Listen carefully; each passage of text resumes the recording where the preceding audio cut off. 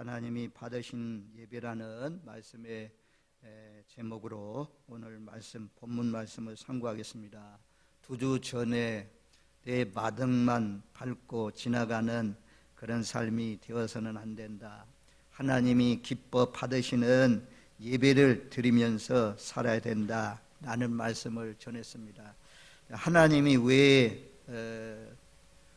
번제물을 드리는데도 불구하고, 무수한 제물을 드리는데도 불구하고 송아지, 양, 염소, 또 새의 피를 흘리면서 드리는데도 불구하고 기뻐하지 않는 이유가 무엇입니까? 기름진 그런 양들, 또 헛된 제물이라고 하나님이 말씀하신 이유가 무엇입니까? 또 월삭과 안식일과 초하루와 또 각종 절기로 모이는 것도 하나님이 싫어한다.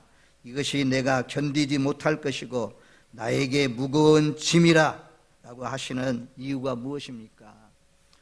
오늘 말씀 중요한 것은 하나님이 예배를 받지 않는 이유는, 첫 번째는 13절 하반절에 나옵니다. 성애와 아울러 악을 행하는 것을 내가 견디지 못하겠노라. 변함이 없는 예배, 옛 생활을 바꾸지 않고 그대로 드려지는 예배, 형식적인 그런 외식만 있는 그런 예배, 또 기도, 이런 예배는 하나님이 가증히 여기시고 하나님이 받지 않고 오히려 마당만 밟고 지나가는 그런 예배다라고 말씀합니다. 예배를 통하여서, 우리가 말씀을 통하여서 변화받아야 될 것을 말씀해 주고 있는 거죠. 그 다음에 15절 말씀에 보면, 두 번째, 많이 기도해도, 길게 기도해도 그 기도가 내가 눈을 가리고 내 귀를 막고 듣지 않는 이유는 15절 하반절 말씀에 보면 그렇게 말씀해요. 이는 너희 손에 피가 가득함이라. 손에 피가 가득하다는 것은 악독하다는 거죠. 악독하게 살면서 하나님 앞에 와가지고 기도 많이 한다고, 길게 한다고 그 기도가 하늘나라에 상달되는 것이 아니라, 그 예배가 하나님께 향기로운 제물로 올라가지 않는다라고 말씀해요. 세 번째 이유는 10절 말씀에 나옵니다. 너희는 소돔의 관원들아, 또 너희 고모라의 백성아 라고 말씀합니다. 소돔 고모라는 죄악의 상징입니다. 타락의 상징입니다. 죄가 넘치는 것을 소돔 고모라로 표현합니다. 여기 보면 소돔의 관원들아, 관원들은 지도자들 말씀합니다. 위에 있는 사람들 말씀합니다. 위에 있는 지도층들도 소돔성에 살고 있는 사람들처럼 타락했다는 것이고, 고모라의 백성아, 그러면 백성들이라도 깨끗하고 백성들이라도 올바라야 되는데, 일반 서민들도 모두 다 고모라의 백성들처럼 타락해서 그런 가운데, 행위가 악한 가운데 드려지는 그런 송아지나 또 염소나 양이나 새 피를 흘려서 드려도 내가 기뻐하지 않는다라고 말씀해요. 그러면서 오늘 이제 오늘 말씀 16절 말씀에 보면, 그래서 하나님 앞에 예배를 드릴 때 우리가 바뀌어야 될 것을 말씀해요. 16절 말씀에 그렇게 말씀하잖아요. 너희는 스스로 씻으며 스스로 깨끗하게 하여 내 목전에서 너희 악한 행실을 버리며 행악을 그치고, 스스로 깨끗하게 하라, 스스로 정결하게 하라, 회개하라는 거죠. 악한 행실을 다 버리고 악한 행실을 그치고 이제는 예비해야 될 것을 말씀합니다. 하나님의 자녀답게 하나님의 율례와 법도를 쫓아 살면서 그 예배를 드릴 때, 그런 예배가 하나님이 기뻐한다고 말씀해요. 우리가 앉아서 예배 드린다고 하나님이 받으시는 것이 아니고 삶의 변화가 있어야 될 것을 말씀합니다. 우리 모든 성도들이 거의 다 거룩하게 깨끗하게 우상을 다 던져버리고 옛생활을 다 버려버리고 묻어버리고 올바른 삶으로 나와서 하나님 앞에 예배하는 것처럼 계속해서 우리가 예수를 닮아서 점점 더 거룩해지고 점점 더 하나님의 형상을 이루어갈 수 있는 저와 여러분들이 되시길 바랍니다. 이러면서 회개하면서 잘못된 것은 버리고 잘못된 것은 뽑아내고 잘못된 것은 넘어뜨리고 그리고 하나님이 기뻐하는 것은 심고 건설하고 갖고 나가면서 드려지는 예배, 예수 그리스도의 보혈의 피를 의지해서 드려지는 예배, 그런 예배를 하나님이 받으신다 말씀합니다. 우리 모두 다 정결하게 오늘 말씀처럼 순수한 마음으로 깨끗한 마음으로 악한 행실을 다 버리고 주님의 보혈을 의지해서 예비하는 복된 삶이 되시길 바랍니다. 잘못된 악한 행실, 그러니까 피에 가득하다는 것은 악독한 행실을 말씀합니다. 말이나 마음 쓰는 거나 행동하는 거나 이런 것들이 악하면서 나와가지고 예배하면 그런 예배를 받지 않는다는 거예요.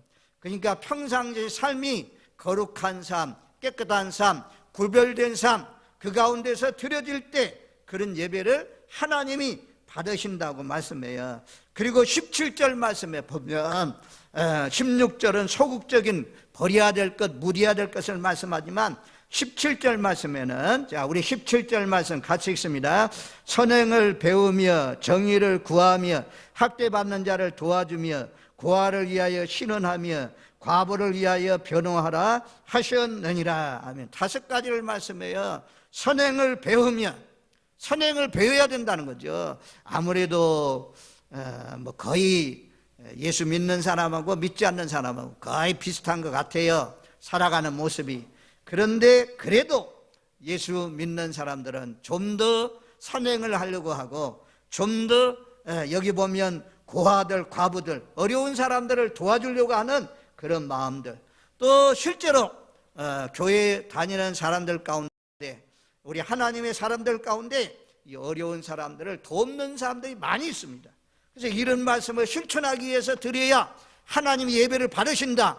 그래서 자기의 재산을 틀어가지고 고안을 하고 요양을 하고 복지 이런 일들을 하면서 자기가 하나님이 주신 물질 가운데 이 어려운 사람들 위해서 흘려보내면서 살아가는 그런 사람들이 얼마나 많습니까? 그래서 우리도 이 어려운 사람들, 세상에 어려운 고아들, 또 과부들, 또 전쟁 난민들, 지금 우리나라에도 우리 주변에는 없지만 북한의 탈북자들, 또 노동자들, 동남아시아, 또 몽골, 중국 이런 데서 온 노동자들은 우리나라 여기에도 지금 와 있잖아요. 그런 사람들에게 노동자라고 또 애국에서 왔다고 우리가 깔보면 안 됩니다. 얕잡아보면 안 됩니다. 오히려 그 영혼들도 사랑하면서 그들에게 긍휼을 베풀면서 살면서 예배할 때 그 예배를 하나님이 기뻐하신다 말씀합니다. 예배를 드리는데도 불구하고 변화가 없으면 그대로 그냥 살면서 계속해서 옛 습관, 옛날 모습 그대로 살면서 예배하면 그런 예배를 하나님께서 가증히 여긴다. 너희가 초하루로 모이고 월삭으로 모이고 절기로 모이고 성회로 모이고 각종 모임들, 내게 무거운 짐이다. 내가 그런 절기를 싫어한다. 내가 곤비하다. 그렇게 말씀하잖아요. 하나님은 모여라, 모여서 은혜를 받아라, 모여서 기도하라, 이런 말씀도 있는데 모일 때 성령이 역사하고 기름 부으심이 임하고 했던 것을 볼 수가 있는데 이사야 시대만 해도 이렇게 타락했기 때문에, 삶이 경건하지 않기 때문에 그런 마음과 자세로 예배드리면 하나님이 기뻐하지 않는다 그래요. 그래서 우리가 예배드릴 때 이런 예배를 하나님이 기뻐하신다 그래요. 시편 51편 17절 말씀에 보면, 찾아줘봐요. 시편 51편 17절, 우리가 잘 아는 말씀이에요. 이 말씀은 다윗이 우리아의 아내 바세바를 동침하고 간음죄를 저지르고 난 뒤에, 그리고 우리아를 살벌한 전쟁터에 보내가지고 간접 살인죄를 범하고 난 뒤에 나단 선자가 와가지고 바로 당신이요 라고 지적했을 때 다윗이 지은 시라고 합니다. 회개하면서 지은 시인데요, 그게 16절 말씀부터 보면 16절 말씀에 보면 주께서는 제사를 기뻐하지 아니하시니 그렇지 아니하면 내가 드렸을 것이라. 주는 번제를 기뻐하지 아니하시리라. 다윗은 왕입니다. 양떼나 소떼나 염소떼나 이런 것으로는 얼마든지 많이 들을 수 있는 양들이 충분합니다. 그런 제사를 하나님이 기뻐하지 않는다고 그래요. 그러면서 17절 말씀에 뭐라고 말씀합니까? 하나님께서 구하시는 제사는 상한 심령이라 하나님이여 상하고 통회하는 마음을 주께서 멸시하지 아니하시리라. 아멘. 하나님은요, 상한 마음으로, 통회하고 자복하는 마음으로, 회개하는 마음으로 드려지는 그런 예배를 하나님께서 기뻐하신다고 말씀합니다. 여기 상한 심령, 상하고 통회하는 마음, 이런 마음은 찢어진 마음, 찢어지고 터진 그런 마음을 말씀하거든요. 현대인의 번역 성경 말씀으로 이 말씀을 보면 이렇게 번역을 했어요. 17절 말씀, 하나님께 드리는 나의 제물은 찢어진 이 마음, 갈기갈기 찢어지고 터진 이 마음뿐이오니 없인 여기지 마소서. 우리가 사람이기 때문에 실수가 있고 허물이 있고 넘어지고 자빠지고 분노하고 화를 내고 고함을 치고 이런 마음들, 이런 마음을 다 내려놓고 하나님, 내가 또 하나님의 뜻대로 정결하게 깨끗하게 하나님의 자녀답게 살아야 되는데 또 소리쳤습니다. 또 부부간에 싸웠습니다. 성도를 미워했습니다. 세상 가운데 욕심을 부렸습니다. 하나님 용서해 주세요. 이 갈기갈기 찢어진 마음으로, 내 찢어지고 상한 마음으로 그렇게 회개하면서 드려지는 예배, 이런 마음을 하나님께서 기뻐 받으신다, 그렇게 말씀해요. 반드시 이런 마음에는 내가 상하고 통회하고 자복하고 마음을 찢는 그런 마음으로 예배드리면 거기에는 반드시 보혈이 들어갑니다. 하나님 보혈로 덮어주세요. 예수님의 보혈로 씻어주세요. 어떤 죄라도 주님 앞에 자백하면 예수님의 보혈이 다 씻어준다고 말씀했사오니 우리가 늘 하나님의 예수님의 보혈, 십자가의 보혈을 의지하고 드려지는 예배, 그런 예배를 하나님께서 기뻐 받으시는 줄로 믿습니다. 늘 사람이기 때문에 넘어질 수 있어요. 사람이기 때문에 자빠질 수 있어요. 성경에도 보면 많은 의인들이 있잖아요. 노아, 아브라함, 야곱, 이삭, 여호수아, 기드온, 여러 베드로, 이런 여러 의인들이 있는데 의인들마다 넘어졌어요. 실수한 허물들이 성경에 낱낱이 다 기록되어 있습니다. 그런데 성경에 기록된 실수가 없는 의인들이 있어요. 그 사람이 누구냐? 요셉하고 다니엘. 성경에 보면 요셉과 다니엘은 허물이 없는 사람입니다. 의로운 사람들입니다. 그래도 그들도 하나님 의지하지 않았겠습니까? 좋아요. 아무튼 우리가 넘어지면 더 큰 은혜가 임하더라고요. 실수가 있으면 하나님 또 예수 보혈의 피 의지하고 우리가 더 상한 마음으로, 가란 마음으로 예배할 수 있거든요. 제가 이번에 몽고 선교사님이 그 아이가 태어났는데 아이가 막 이상한 내성마비가 오고 이런 환자가 한국에 수송되고 이런 과정을 말씀했잖아요. 거르덕교의 전도사님인데 그분의 자녀가 그렇게 태어났다고 하는데 그가 아이가 어렵다고 하면서 제가 인도하는 사명자성회에 참여했어요. 저 생산도까지 가가지고 그 성회에 참여해가지고 거기에서 은혜 받는 것을 보았어요. 얼마나 막 애절한지 아주 그냥 눈물이 절절절 흐르면서 통회하고 자복하면서 자녀를 위해서 기도하면서 그렇게 참여하는 그런 모습을 보았습니다. 이런 마음이죠. 처음에도 첫 은혜 받을 때 저도 보니까 콧물, 눈물, 남자가 어떻게 그렇게 흐느껴 우는지, 어찌 그리 눈물이 많은지, 어찌 그리 콧물이 많은지 상상도 못할 만큼 그 예배 시간에만 눈물 나는 것이 아니라 예배 끝나고 계속해서 눈물을 흘리면서 회개했던 그런 날이 있었습니다. 그런 것처럼 그런 마음으로 예수 보혈을 의지하고 그렇게 예배할 때 그 예배를 기뻐 받으신다는 것입니다. 저와 여러분들 한 번 그렇게 거듭났으니, 한 번 그렇게 새로워졌으니 이제는 더욱 오늘 말씀대로 우리가 선행을 배우며 정의를 구하며 학대받는 자를 도와주고 고아들, 과부들 변호하면서 어려운 사람들 도와주면서 하나님의 거룩한 뜻을 이루면서 빛 가운데 사시는 복된 삶이 되시기를 주님의 이름으로 축원드립니다. 아멘. 아무튼 상하고 통회하는 마음을 하나님은 멸시하지 않는다. 그런 마음을 하나님께서 받으신다. 시편 34편 18절도 동일한 말씀이거든요. 시편 34편 18절 말씀 찾아줘 보세요. 시편 34편 18절 말씀.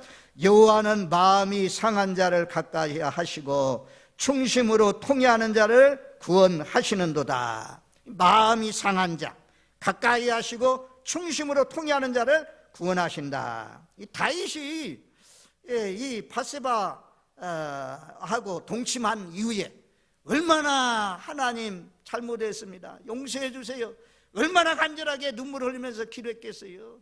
침상을 다 적셨다고 말씀하잖아요.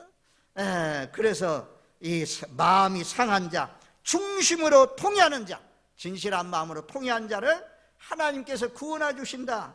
다시 또 하나님이 왕의 자리에서 완전히 물러나게 하시고 그 가정을 하나님이 완전히 멸망시킨 것이 아니고 다윗의 가정에 영원한 등불이 꺼지지 않을 것이다. 그래서 유다 지파를 통해서 계속해서 왕들이 이어진 것을 우리가 성경을 통해서 볼 수가 있지 않습니까? 회개하면 간음죄라도 살인죄라도, 오늘날도 생각하면 왕이 남의 아내를 참 짓밟고 빼앗고 남편을 죽였으니 그가 보도된다면 오늘날 우리나라 국민들이 대통령 자리에 있게 하겠어요? 당장에 그냥 내려와라. 여기저기서 데모가 일어나면서 다 물러날 수밖에 없는 그런 일을 만났는데, 다윗이 정말 입장을 바꿔놓고 생각하면, 우리가 다윗의 입장이라면, 전에는 몰랐지만 이 다윗이 알았을 때 얼마나 간절하게 애절하게 기도하는지, 하나님은 마음이 상한 자를 가까이 하시고 충심으로 통회하는 자를 하나님이 구원하신다 라고 다윗이 기록하고 있습니다. 147편 시편 147편 3절 말씀에도 보면 상심한 자들 고치시며 그들의 상처를 싸매시는도다. 이와 같이 전부 다 상하고 통한 마음, 자복하고 회개하는 마음, 이런 마음을 하나님이 기뻐 받으신다 말씀하고, 그 다음에 이제 같은 이사야 성경입니다. 이사야 57장 15절 말씀에도 동일해요. 자, 이사야 57장 15절 말씀에 보면, 지극히 존귀하며 영원히 거하시며 거룩하다 이름하는 이가 이와 같이 말씀하시되, 내가 높고 거룩한 곳에 있으며 또한 통회하고 마음이 겸손한 자와 함께 있나니 이는 겸손한 자의 영을 소생시키시고 통회하는 자의 마음을 소생시키려 함이라. 아멘. 하나님은 존귀하며 영원히 거하며 거룩하다 이름하시니까 높은 곳에 거한다는 거죠. 하나님이 지극히 높은 곳에 거하시는 분인데, 이 하나님께서 또 거하시는 곳이 있습니다. 거하시는 곳이 어디냐? 우리의 마음, 겸손한 자의 마음 가운데, 통회하는 자의 마음 가운데 하나님이 거하신다, 함께한다 말씀이에요. 그래서 언제나 하나님의 은혜가 있는 사람은 높아질수록 잘 될수록 내려갑니다. 내려가요. 앞자리에 앉아서 이제 졸면 이제 안 돼요. 졸지 마세요. 뭐 피곤하니까 졸 수도 있는데, 겸손한 마음, 이게 얼마나 중요해요. 사실은 직분이 중요한 거 아니에요. 그래서 어떤 교회는 직분을 세우니까 직분 때문에 싸움이 많이 일어나. 이게 뭐 서열인 줄 알아. 그래서 싸움이 많이 일어나니까 형제 교회, 우리는 형제 교회만 있지 직분이 없다. 이래가지고 형제끼리 모여가지고 예배하는, 말씀도 목사가 없어요. 그냥 그날에 성령의 감동이 임하면 감동 임한 사람이 말씀 전한다. 이런 교회도 심지어 있는 가운데 있습니다. 갈등이 많으니까. 인간 살아가는데 갈등이 많은데, 아무튼 저와 여러분들 높아질수록 잘 될수록 뭔가 형통할수록 내가 잘나고 내가 똑똑하고 내가 능력이 있어서 되는 것이 아닙니다. 더욱 겸손히 모든 것이 하나님의 은혜입니다. 하나님께서 해주셨습니다. 이렇게 하나님께 영광 돌리면서 언제나 항상 겸손한 마음으로 사시길 바랍니다. 하나님은 누구와 함께 하시냐? 겸손한 자와 함께 하시고, 겸손한 자의 영을 소생시키시고, 통회하는 자의 마음을 소생시킨다라고 말씀해요. 그래서 시편 23편 3절 말씀에 다윗이 그렇게 기록하고 있잖아요. 내 영혼을 소생시키시고 자기 이름을 위하여 의의 길로 인도하시는 도다. 하나님의 앞에 예배 드릴 때, 예배를 잘 드리고 나면, 하나님의 말씀을 제대로 받으면 마른 뼈다귀와 같은 내 영혼이 살아납니다. 힘을 얻습니다. 그래서 우리 모두 다 언제나 항상 겸손한 자세, 하나님이 함께한다는 사실을 기억하면서 내 육신은 꼭 뿅뿅 게임하는 것처럼 두더지가 똑 올라올 때마다 때려서 들어가게 하는 것처럼 육신은 늘 본능적으로는 뭔가 잘 되면 자꾸 우쭐해집니다. 자꾸 나를 나타내려고 해요. 하나님을 나타내야 되고 하나님을 자랑해야 되는데 나를 나타낸다니까요. 그래서 우리가 매를 맞고 또 징계당하고 이런 가운데 여기까지 온 거 아닙니까? 하나님이 우리에게 요구하는 것은 천천의 수만의 양이나 기름 그런 거 원하지 않고, 하나님이 원하는 것은 미가서 말씀해 보면 겸손히 내 하나님과 함께하는 것이 아니냐라고 말씀해요. 아무튼 겸손한 자의 영을 하나님은 소생시킨다 말씀해요. 자, 66편 2절 말씀에도 보면, 이사야 66편 2절, 66장 2절 말씀에 보면 그렇게 말씀합니다. 우리 한번 영상 보면서 같이 읽겠습니다. 나 여호와가 말하노라. 내 손이 이 모든 것을 지었으므로 그들이 생겼느니라. 무릇 마음이 가난하고 심령이 통회하며 내 말을 듣고 떠는 자, 그 사람은 내가 돌보려니와. 하나님이 돌보시고 하나님이 받으시는 예배는 심령이 통회하는 예배입니다.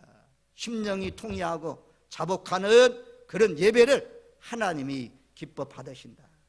그래서 오늘 제가 첫 번째로 하나님이 받으시는 예배는 어떤 예배냐? 상하고 통회하고 자복하고 마음을 찢고 각을 떠서 짐승을 다 머리를 자르고 소문을 자르고 내장을 다 쪼개가지고 다 내장을 내어서 하나님 앞에 올려놓듯이 그렇게 산제사 영적 예배를 드릴 때 하나님이 기뻐하신다 말씀합니다. 우리 모두 다 이런 예배를 드려서 하나님이 기뻐하는 복된 예배, 하나님께 연락되고 하나님이 받으시는 예배를 드리시는 저와 여러분들 되시기를 주님의 이름으로 축원드립니다. 아멘. 그래서 이제 노아가 방주에서 구원받고 난 뒤에 방주에서 나오자마자 창세기 8장 말씀에 보면 제단을 쌓아놓고 정결한 짐승, 정결한 새 중에서 제물을 취하여 번제단에 제단을 드렸습니다. 그랬더니 여호와께서 그 향기를 받으시고 그 향기를 받으셨다 그래요. 노아가 드려지는 이 예배, 지금 이사야 1장에는 소나 양이나 비둘기나 이런 거 피 흘려서 드리는 예배, 무수한 제물 받지 않는다 라고 말씀했지만, 노아가 방주에서 나오자마자 정결한 짐승, 정결한 새를 가지고 드렸는데, 번제로 드렸는데 하나님께서 그 향기를 받으셨다 그래요. 그리고는 이제는 다시는 땅을 내가 저주하지 않겠다. 다시는 내가 물을 통해서 모든 생물과 사람을 멸하지 않겠다. 예배에 다 하나님이 연락하시고 노아에게 이런 축복을 허락해 주신 것을 볼 수가 있습니다. 그 다음에 창세기 35장입니다. 자, 창세기 35장 말씀 찾아주세요. 자, 창세기 35장 말씀에 보면 34장에 있는 사건을 우리가 알아야 됩니다. 34장에는 어떤 말씀이 있느냐면 야곱이 낳은 자녀들 가운데 유일하게 딸 하나가 있습니다.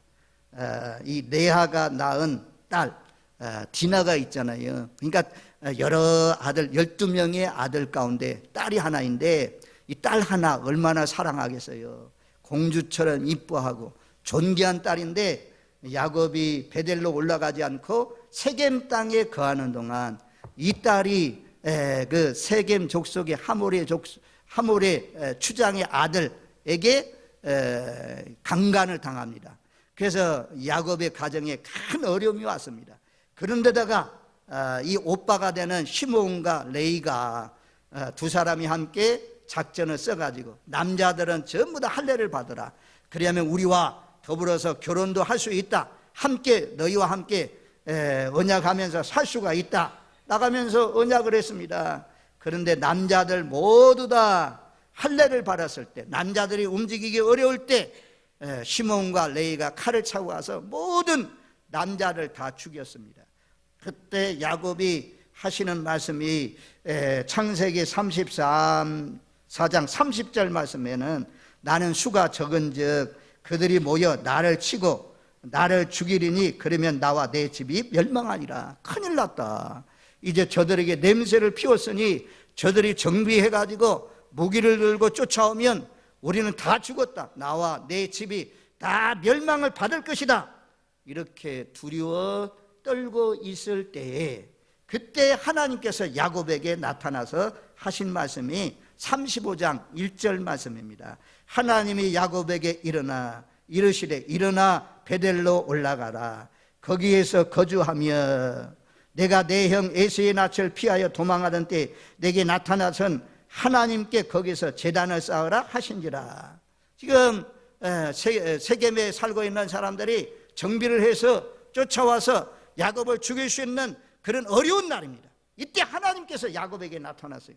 두려워 떨고 있는 이제 우리 가족은 다 죽었다라고 생각하고 있는 야곱에게 나타나가지고 하나님이 말씀하십니다. 야곱아, 베델로 일어나 베델로 올라가서 거기서 단을 쌓으라. 하나님이 이렇게 하신 이유는 야곱이 20년 전에 에서의 그 장자의 축복을, 에서를 속이고 아버지를 속이고 장자의 축복을 받아가지고 애갓집으로 도망가다가 루스라는 땅에서, 거기 이제 사닥다리 환상이 보이잖아요. 하늘에서 사닥다리가 내려오고 천사들이 오르락내리락하고 하늘 꼭대기에 하나님이 계시고 그런 것을 야곱이 보았습니다. 처음으로 하나님을 만난 장소입니다. 하나님을 만난 장소를 기억하면서, 첫사랑을 기억하면서 하나님이 말씀해요. 야곱아, 너는 일어나 베델로 올라가라. 다시 너 옛날의 신앙을 회복하라. 옛날의 열정을 회복하라 라고 하나님께서 말씀하십니다. 그래서 야곱이 버뜩 정신을 차리고 모든 집안 식구를 데리고 가서 예비하는 것을 볼 수 있는데요, 먼저는 2절 말씀에 보면 너희 중에 있는 이방 신상을 버리고 자신을 정결케 하고 너희 의복들을 바꾸어 입어라. 하나님께서 명령했습니다. 이방신들 다 버려라. 그리고 자신을 정결케 하고 의복을 바꾸어 입어라. 그리고 일어나 베델로 올라. 그래서 하나님의 명령 따라서 이제 야곱이 자기 가족들에게 와서 말합니다. 3절 말씀에 보면 우리가 일어나 베델로 올라가자. 한번 따라해 주시면, 일어나 베델로 올라가자. 정말 우리가 코로나 전에 있던 신앙, 그 신앙보다 더 올라가야 됩니다. 이제는 베델로 올라갈 때입니다. 전에 있던 것처럼 앉아 있으면 안 되고, 전에 내가 행했던 그런 모든 은혜 받는 자리, 사명의 자리로 올라가야 될 것을 말씀해 주고 있습니다. 저와 여러분들, 일어나 베델로 올라가자. 이 말은 아주 강한 결심의 말입니다. 다시는 이제 뒤돌아서지 않겠다는 것입니다. 다시는 이제 하나님과 붙어 살지 떨어지지 않겠다는 것입니다.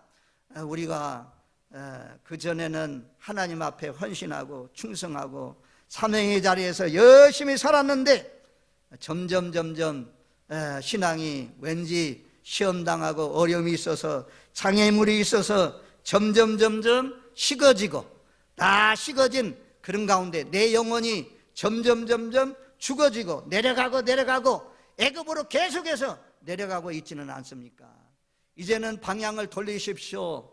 야곱이 처음에 만났던 일어나 베델로 올라가자, 자기 혼자만 아니고 온 가족들 다 이끌고 올라가는 것처럼 우리 모두 다 함께 하나님이 기뻐하는 사명의 자리로, 은혜의 자리로, 헌신의 자리로, 십자가를 치는 자리로 다시 올라가시는 저와 여러분들 되시기를 주님의 이름으로 축원드립니다.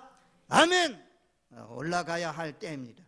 제가 보면 저도 그렇고 전부 다 점점 여기 올라간다는 것은 지리적으로 또 환경적으로 올라간다는 것이 산을 올라가는 것처럼 올라가는 것은 아니에요. 그런데 영적으로 올라가는 거, 영적으로 올라간다고 표현할 때 올라간다고 그래요. 영적으로 내려가는 것을 표현할 때 내려간다고 그래요.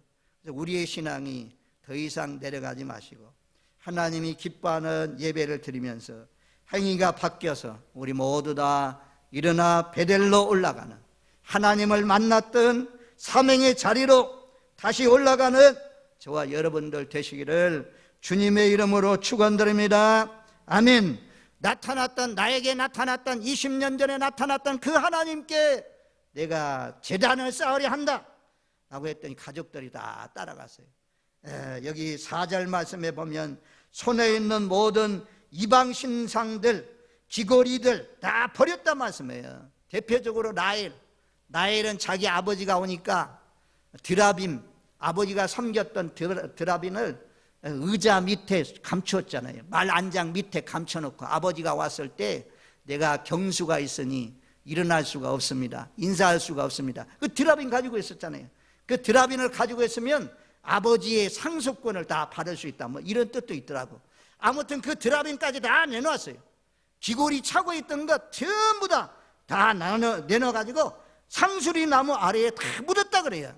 우리가 하나님 보시기에 복되지 않는 것들, 하나님 보시기에 아름답지 못한 그런 나쁜 습관들, 하나님께 이탈된 행동들, 하나님께서 벗어난 그런 행동들, 이 시간 바꾸십시오. 행동을 바꿔야 하나님이 기뻐하십니다. 점점 하나님이 기뻐하는 모습으로 살아가시려면 내려놓아야 돼. 내려놓으면 됩니다. 우리 잘못한 것 전부 다 십자가 밑에, 보혈 밑에 다 내려놓으면 보혈이 못 덮을 것은 아무것도 없습니다. 다 내려놓으시고, 잘못한 것, 옛 생활을 다 내려놓으시고, 잘못된 생각들 다 내려놓으시고, 이제는 하나님 앞에 일어나 베델로 올라가자. 야곱이 베델에서 하나님을 기쁘시게 하면서 의복을 바꾸고 자신을 정결케 하고 예배할 때 하나님이 그 예배를 받으신 것처럼 이런 예배를 하나님이 받으신다는 것입니다.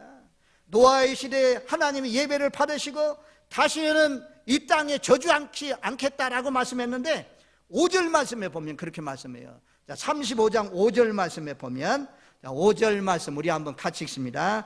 그들이 떠났으나 하나님이 그 사면 고을들로 크게 두려워하게 하셨으므로 야곱의 아들들을 죽여가는 자가 없었더라. 하나님 앞에 예배 딱 드리고 났더니 베델에서 하나님이 그 예배를 받으시고, 그리고는 야곱을 죽여게 오는 사람 없도록 사람들 전부 다 뭐 천군 천사가 나타나서 돌봤는지 죽여게 오는 그런 사람들이 없게 하나님께서 야곱을 돌보셨다라고 말씀합니다. 오늘 말씀 기억하십시오. 이사야 시대에 하나님이 기뻐하지 못하는 예배, 소돔과 고모라 성처럼 타락했고, 예배는 드리지만, 무수한 예물을 드리지만 그 손에 피가 가득하고 행위가 악할 때 그 예배를 받지 않았다. 그래서 오늘 1장 16절 17절 말씀이 중요합니다. 씻어야 되고 깨끗하게 해야 되고 버려야 되고, 그리고 하나님이 기뻐하는 선한 행위들 배우고 또 연약한 사람들을 잘 돌아봐야 될 것을 말씀합니다. 이것이 신약 말씀도 동일하거든요. 로마서 12장 2절 말씀에 보면 너희는 이 세대를 본받지 말고 오직 마음을 새롭게 함으로 변화를 받아 하나님의 선하시고 기뻐하시고 온전하신 뜻이 무엇인지 분별하도록 하라. 마음을 새롭게 함으로 변화를 받아, 마음을 새롭게 함으로 변화를 받아 숱한 예배를 통해서 변화되어야 될 것을 말씀합니다.